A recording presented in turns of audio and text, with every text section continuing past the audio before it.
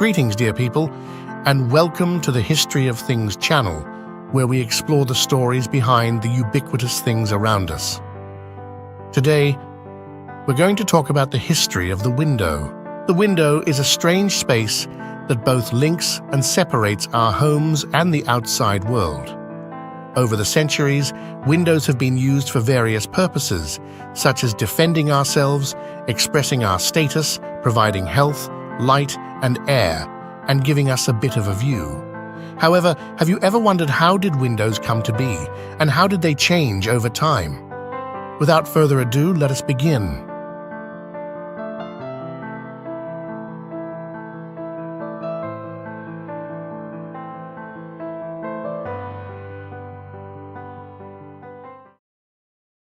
The earliest windows were nothing more than holes placed in a wall or roof to let light in or arrows out, inevitably allowing heat to escape too.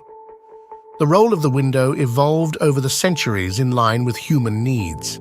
Beginning as small arrow loops from which we were able to defend ourselves, windows developed over time into grand apertures, exemplifying status and wealth.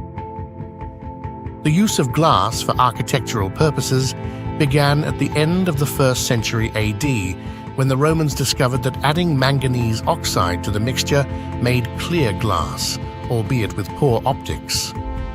This glass was only used in the most important buildings, such as temples and palaces.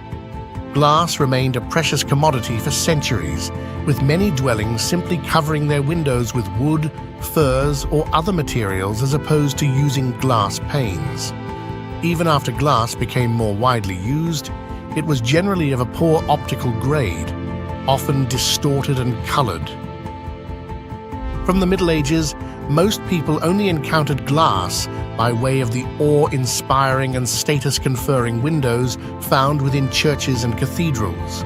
Here, stained glass of vivid colors was used to dramatic effect to teach the illiterate the basic Christian message and to inspire them to live holy, prayerful lives.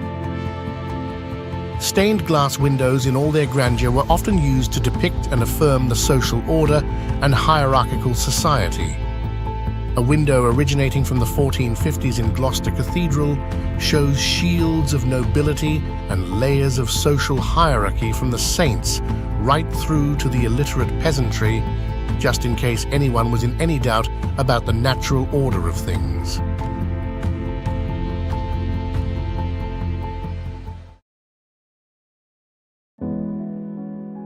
The Renaissance period saw a revival of classical architecture and a renewed interest in the proportions and symmetry of buildings.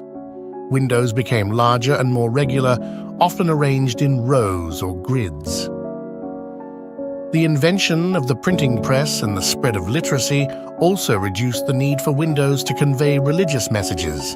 Instead, windows became more decorative and expressive, often featuring elaborate frames, mullions, and tracery. The development of leaded glass and crown glass also improved the quality and clarity of the glass panes, allowing more light and views to enter the buildings. The Baroque period was characterized by a dramatic and ornate style of architecture, with windows playing a key role in creating a sense of movement and contrast. Windows were often curved, arched, or oval, and decorated with sculptures, columns, and pediments. The glass panes were also often tinted or painted to create colorful effects. The Baroque windows were designed to impress and awe the viewers, as well as to reflect the power and prestige of the patrons. The Georgian period marked a return to a more restrained and elegant style of architecture, influenced by the classical ideals of the ancient Greeks and Romans. Windows were large and rectangular, often with multiple panes divided by thin wooden bars called glazing bars. The windows were symmetrical and aligned with the doors and the roof. The glass panes were also clearer and thinner, thanks to the invention of cylinder glass and plate glass.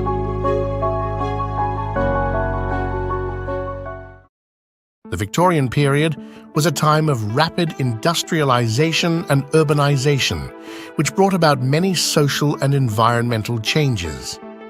Windows were affected by these changes as they had to adapt to the new needs and demands of the people. Windows became more varied and diverse, reflecting the eclectic and experimental nature of the Victorian architecture. Windows were often ornate and elaborate, featuring stained glass, cast iron, and Gothic motifs. However, the introduction of the window tax in 1696, which taxed houses based on the number of windows they had, led to some people bricking up their windows to avoid paying the tax. On the other hand, the wealthy flaunted their windows as a sign of their affluence and prosperity. The modern period saw a radical shift in the design and function of windows as they became more influenced by the principles of modernism and the advances in technology. Windows were simplified and streamlined, often reduced to plain glass panels or sheets. Windows were also enlarged and extended, sometimes covering entire walls or facades. This was used to create a sense of openness and connection, as well as to maximize the natural light and ventilation.